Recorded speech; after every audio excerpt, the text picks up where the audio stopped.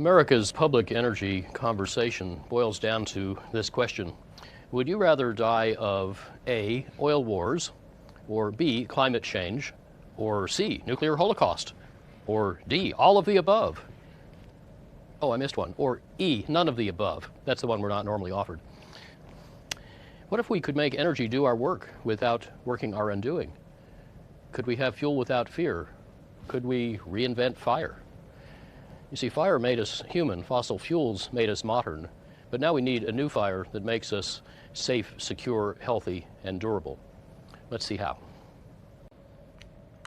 4/5 of the world's energy still comes from burning each year 4 cubic miles of the rotted remains of primeval swamp goo.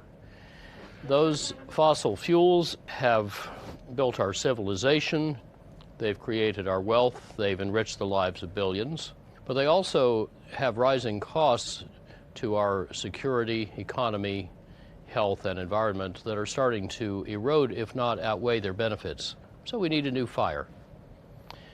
And switching from the old fire to the new fire means changing two big stories about oil and electricity, each of which puts 2/5 of the fossil carbon in the air, but they're really quite distinct.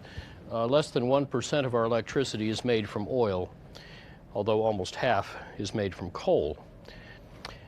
Their uses are quite concentrated. 3/4 of our oil fuels transportation, 3/4 of our electricity powers buildings, and the rest of both runs factories. So very efficient vehicles, buildings, and factories save oil and coal, and also natural gas that can displace both of them. But today's energy system is not just inefficient, it is also disconnected, aging, dirty, and insecure. So it needs refurbishment. By 2050, though, it could become efficient, connected, and distributed with elegantly frugal autos, factories, and buildings, all relying on a modern, secure, and resilient electricity system. We can eliminate our addiction to oil and coal by 2050 and use 1/3 less natural gas while switching to efficient use and renewable supply. This could cost, by 2050, $5 trillion less in net present value, that is expressed as a lump sum today, than business as usual, assuming that carbon emissions and all other hidden or external costs are worth zero, a conservatively low estimate.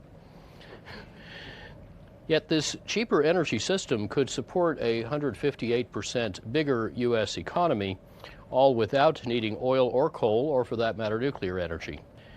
Moreover, this transition needs no new inventions and no acts of Congress, and no new federal taxes, mandates, subsidies, or laws and running Washington gridlock.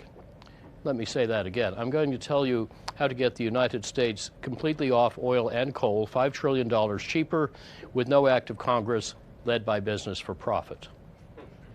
In other words, we're going to use our most effective institutions, private enterprise, co-evolving with civil society, and sped by military innovation, to go around our least effective institutions. And whether you care most about profits and jobs and competitive advantage, or national security, or environmental stewardship and climate protection and public health, reinventing fire makes sense and makes money. General Eisenhower reputedly said that enlarging the boundaries of a tough problem makes it soluble by encompassing more options and more synergies. So in reinventing fire, we integrated all 4 sectors that use energy: transportation, buildings, industry, and electricity. And we integrated 4 kinds of innovation, not just technology and policy, but also design and business strategy. Those combinations yield very much more than the sum of the parts, especially in creating deeply disruptive business opportunities. Oil costs our economy $2 billion a day, plus another $4 billion a day in hidden economic and military costs, raising its total cost to over 1/6 of GDP. Our mobility fuel goes 3/5 to automobiles, so let's start by making autos oil-free.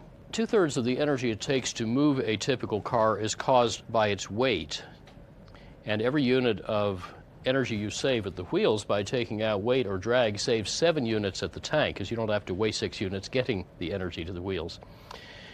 Unfortunately, over the past quarter century, epidemic obesity has made our 2-ton steel cars gain weight twice as fast as we have. But today, ultralight, ultra-strong materials like carbon fiber composites can make dramatic weight savings snowball and can make cars simpler and cheaper to build. Lighter and more slippery autos need less force to move them, so their engines get smaller.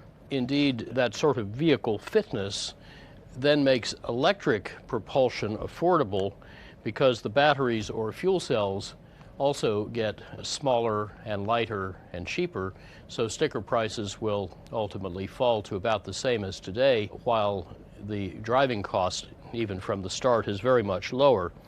So these innovations together can transform automakers from wringing tiny savings out of Victorian engine and steel stamping technologies to the steeply falling costs of 3 linked innovations that strongly reinforce each other, namely ultralight materials, making them into structures, and electric propulsion. The sales can grow and the prices fall even faster with temporary feebates, that is, rebates for efficient new autos paid for by fees on inefficient ones. And just in the first 2 years, the biggest of Europe's 5 feebate programs has tripled the speed of improving automotive efficiency. The resulting shift to electric autos is going to be as game-changing as shifting from typewriters to the gains in computers. Of course, computers and electronics are now America's biggest industry, while typewriter makers have vanished.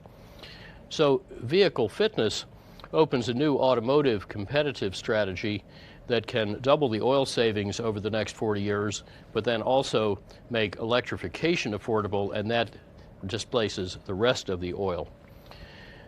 America could lead this next automotive revolution. Currently, the leader is Germany. Last year, Volkswagen announced that by next year they'll be producing this carbon fiber plug-in hybrid getting 230 miles a gallon. Also last year, BMW announced this carbon fiber electric car. They said that its carbon fiber is paid for by needing fewer batteries, and they said, we do not intend to be a typewriter maker. Audi claimed it's going to beat them both by a year.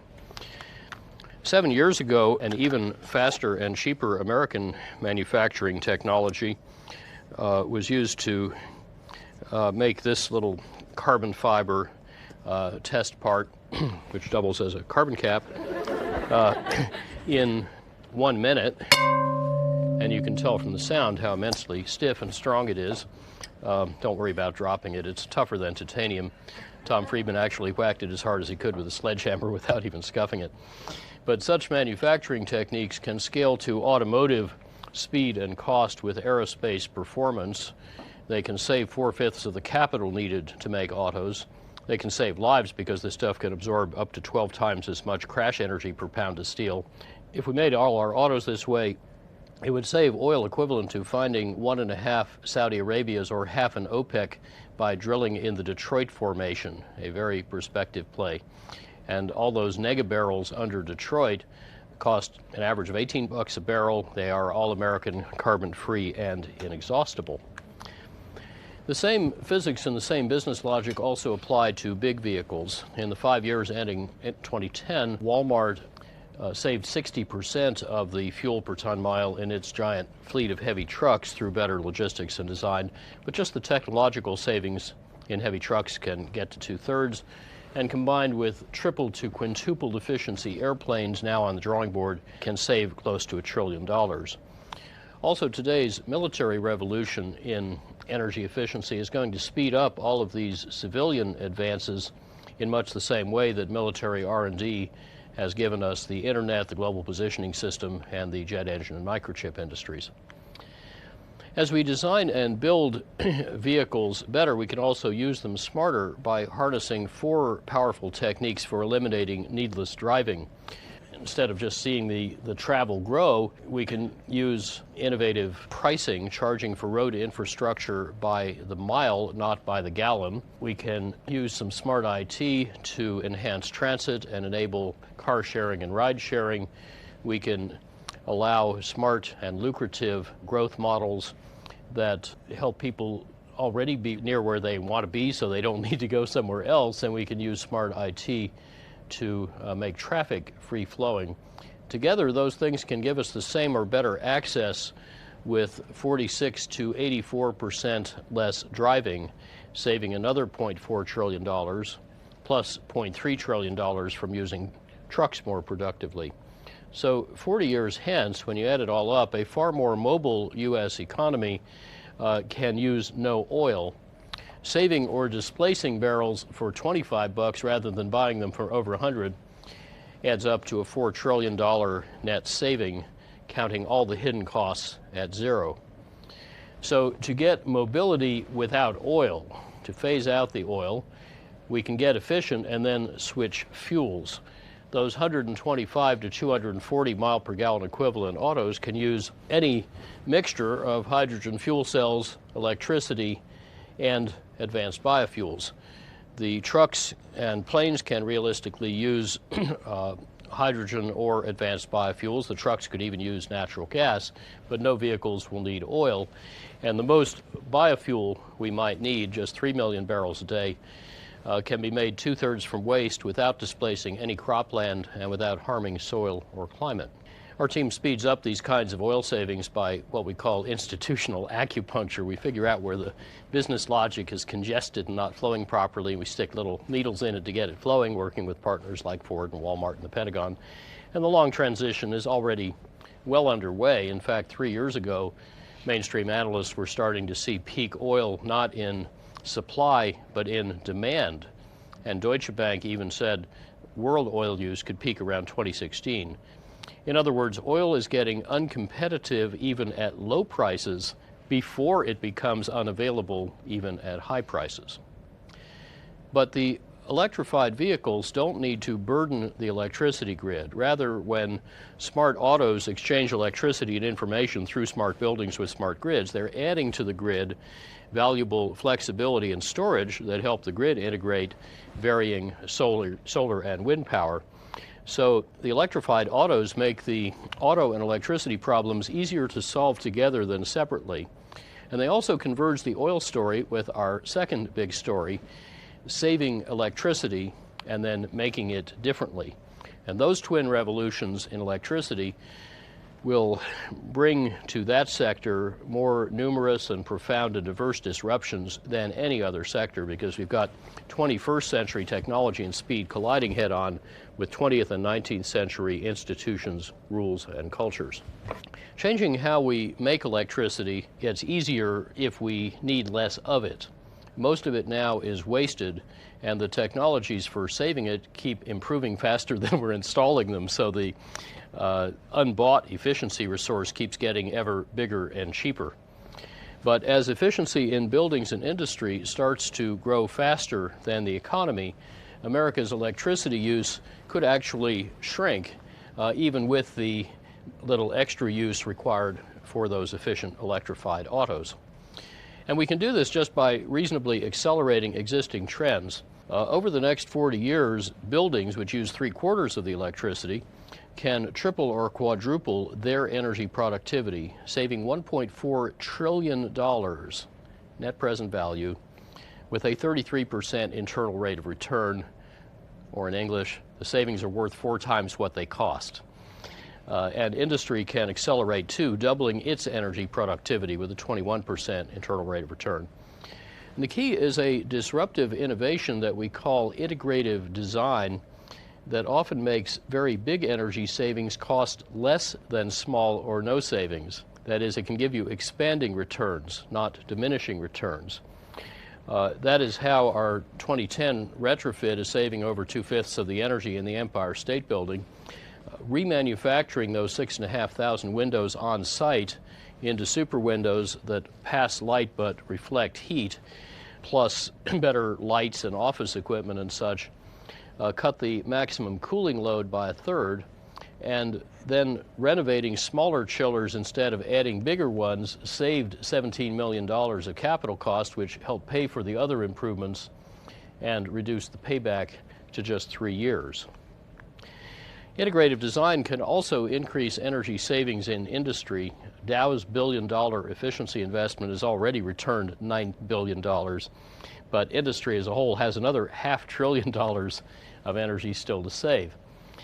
For example, 3/5 of the world's electricity runs motors, half of that runs pumps and fans, and those can all be made more efficient, and the motors that turn them can have their system efficiency roughly doubled by integrating 35 improvements paying back in about a year.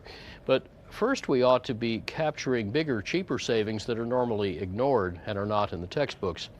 For example, pumps. The biggest use of motors move liquid through pipes, but a standard industrial pumping loop was redesigned to use at least 86% less energy, not by getting better pumps, but just by replacing long, thin, crooked pipes with fat, short, straight pipes.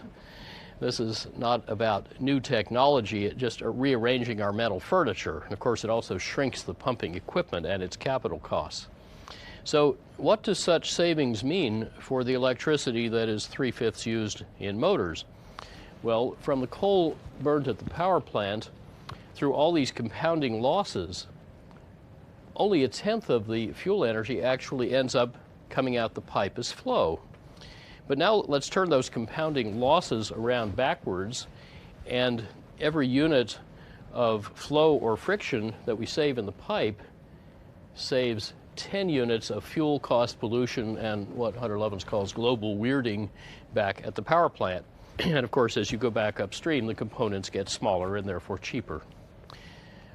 Our team has lately found such snowballing energy savings in more than $30 billion worth of industrial redesigns, everything from data centers and chip fabs to mines and refineries. Typically, our retrofit designs save about 30 to 60% of the energy and pay back in a few years, while the new facility designs save 40 to 90% with generally lower capital cost. Now, needing less electricity would ease and speed the shift to new sources of electricity, chiefly renewables. China leads their explosive growth and their plummeting cost. In fact, these solar power module costs have just fallen off the bottom of the chart. And Germany now has more solar workers than America has steel workers. Already in about 20 states, private installers will come put those cheap solar cells on your roof with no money down and beat your utility bill. Such unregulated products could ultimately add up to a virtual utility that bypasses your electric company just as your cell phone bypassed your wireline phone company. And this sort of thing gives utility executives the heebie-jeebies, and it gives venture capitalists sweet dreams. Renewables are no longer a fringe activity. For each of the past 4 years, half of the world's new generating capacity has been renewable, mainly lately in developing countries. In 2010, renewables other than big hydro, particularly wind and solar cells, got $151 billion of private investment, and they actually surpassed the total installed capacity of nuclear power in the world by adding 60 billion watts in that 1 year. That happens to be the same amount of solar cell capacity that the world can now make every year, a number that goes up 60 or 70% a year. In contrast, the net additions of nuclear capacity and coal capacity and the orders behind those keep fading because they cost too much and they have too much financial risk. In fact, in this country, no new nuclear power plant has been able to raise any private construction capital despite 7 years of 100+% subsidies. So how else could we replace the coal-fired power plants? Well, efficiency in gas can displace them all at below just their operating cost, and combined with renewables can displace them more than 23 times at less than their replacement cost. But we only need to replace them once. We're often told, though, that only coal and nuclear plants can keep the lights on because they're 24/7, whereas wind and solar power are variable and hence supposedly unreliable. Actually, no generator is 24/7. They all break. And when a big plant goes down, you lose 1,000 megawatts in milliseconds, often for weeks or months, often without warning. That is exactly why we've designed the grid to back up failed plants with working plants. And in exactly the same way, the grid can handle wind and solar power's forecastable variations. Hourly simulations show that largely or wholly renewable grids can deliver highly reliable power when they're forecasted, integrated, and diversified by both type and location. And that's true both for continental areas like the US or Europe and for smaller areas embedded within a larger grid. That is how, for example, 4 German states in 2010 were 43 to 52% wind powered, Portugal was 45% renewable powered, Denmark 36, and it's how all of Europe can shift to renewable electricity. In America, our aging, dirty, and insecure power system has to be replaced anyway by 2050. And whatever we replace it with is going to cost about the same, about $6 trillion net present value. Whether we buy more of what we've got, or new nuclear and so-called clean coal, or renewables that are more or less centralized. But those 4 futures at the same cost differ profoundly in their risks around national security, fuel, water, finance, technology, climate, and health. For example, our over-centralized grid is very vulnerable to cascading and potentially economy-shattering blackouts caused by bad space weather or other natural disasters or terrorist attack. But that blackout risk disappears, and all of the other risks are best managed with distributed renewables organized into local microgrids that normally interconnect but can stand alone at need. That is, they can disconnect fractally and then reconnect seamlessly. That approach is exactly what the Pentagon is adopting for its own power supply. They think they need that. How about the rest of us that they're defending? We want our stuff to work too. And at about the same cost as business as usual, this would maximize national security, customer choice, entrepreneurial opportunity, and innovation. Together, efficient use and diverse, dispersed renewable supply are starting to transform the whole electricity sector. Traditionally, utilities built a lot of giant coal and nuclear plants and a bunch of big gas plants and maybe a little bit of efficiency in renewables.